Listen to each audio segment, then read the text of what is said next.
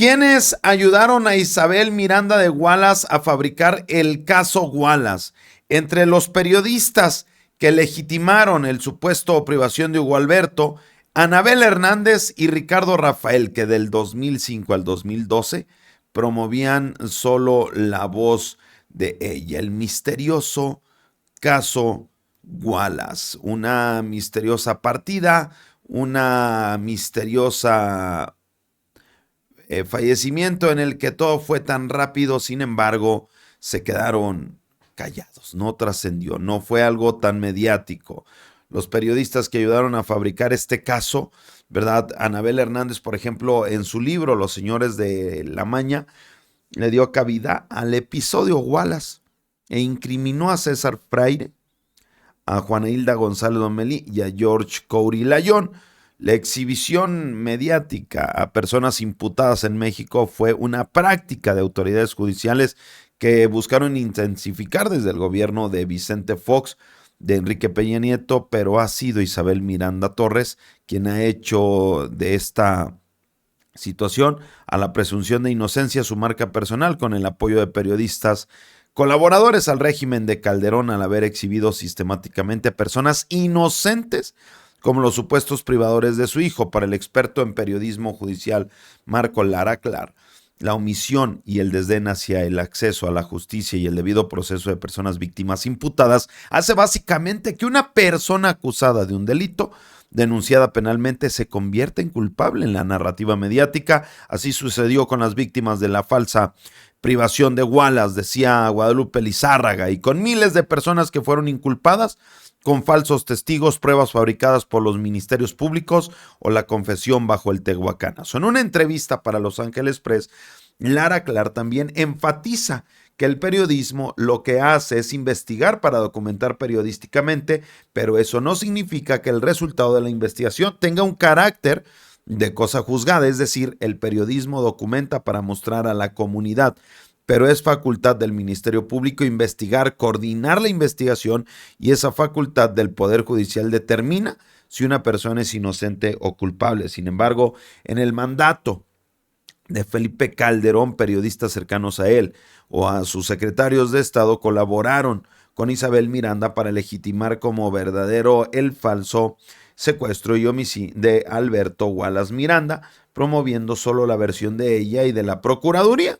Un par de periodistas colaboradores con el régimen calderonista incluso reconocen varios años más tarde que se habían fabricado pruebas, pues hasta la fecha no han corregido sus trabajos ni pedido disculpas públicas a las verdaderas víctimas. Incluso el gobierno de López Obrador durante el 2019, la titular de la Agencia de Noticias del Estado, San Juana Martínez, privilegió a Isabel Miranda con varias entrevistas y videos, pese a la denuncia reiterada ante el presidente de México en la conferencia matutina de la fabricación del caso Wallace y el tehuacanazo. A los inculpados, como conocemos la situación de Brenda Quevedo, Jacobo Tagle, Jael Malagón, Juana Hilda González Lomelí, César Freire Morales, Albert y Tony Castillo Cruz y George Coury Layón. ¿Quiénes son los periodistas que estuvieron ahí? Isela Lagunas fue una de las primeras periodistas que trabajó por encargo de Isabel Miranda. Historias ficticias, víctimas inexistentes, testimonios inverosímiles fueron parte del legado periodístico publicado en El Universal y otros medios que estimularon el ego de Isabel Miranda de Wallace. Ciro Gómez Leiva, amigos. Joaquín López Dóriga, Ricardo Rafael, que durante más de 12 años promovió la versión de Isabel Miranda de Wallace sobre el falso privación de su hijo en 2008 utilizando un medio público, Canal 11. Incluso Anabel Hernández, al igual se habla de Martín Moreno, fue la pluma pagada por Isabel para publicar su libro El caso Wallace.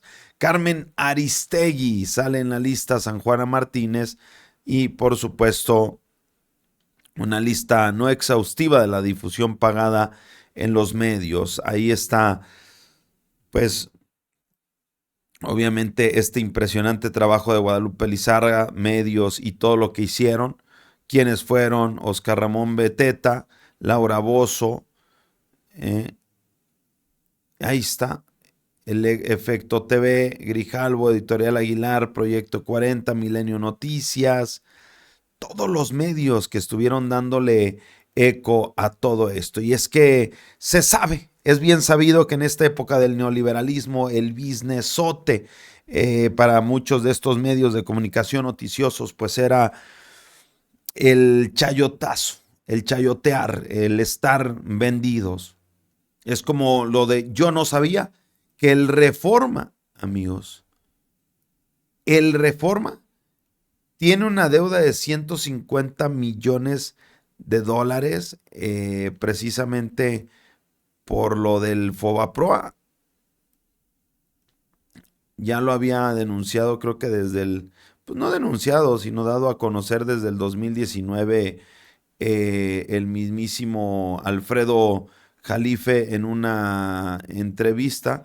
Mire, vamos a retomar esta parte de esta entrevista que había dado Alfredo Jalife. Salinas de Gortari, pues mete bebé, televisoras, radios, el proyecto Reforma, incluso te lo digo, porque lo sé, ya sabes, también uno dialoga a veces con el poder y con la cúpula.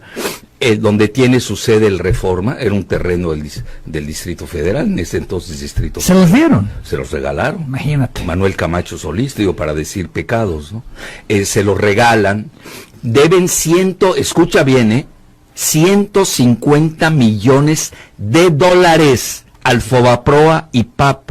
¿Reforma? El Reforma Norte. Y son los que nos dan clases de moral y de finanzas. Y luego digo, mira, no te metas a ver la historia de los prostitutes, cada uno, que nos dan lecciones. Nada más te voy a decir uno.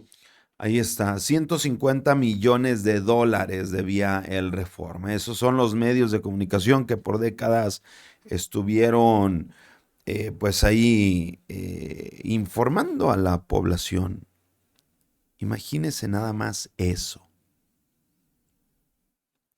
Ahora, recientemente vimos el caso de Manuel Pedrero, que lo denunció Marisela, la poderosa Marisela, que en su momento fue la procuradora, ¿no?